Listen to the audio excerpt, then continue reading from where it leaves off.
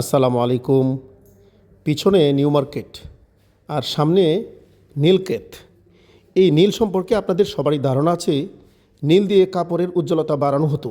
এই প্রফেশন ছিল ব্রিটিশদের থেকে শুরু। আর এই নীলক্ষেতে তাদের গোডাউন ছিল।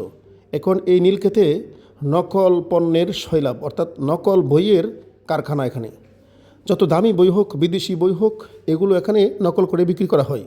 তবে একটা জিনিস আপনারা মনে রাখবেন, এই নীলক্ষেতের বই, নকল বইগুলো ভালো বই অর্থাৎ অরিজিনাল বই থেকে গুণগত মানে ভালো থাকে।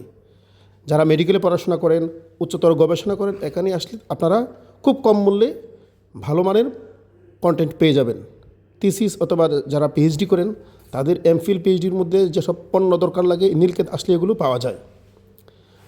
এই নীলক্ষেতে আমরা প্রায়ই যাই। এটা খুব ব্যস্ততম জায়গা। এখন মানুষ বেশি একটা নেই, এখন ফাঁকা।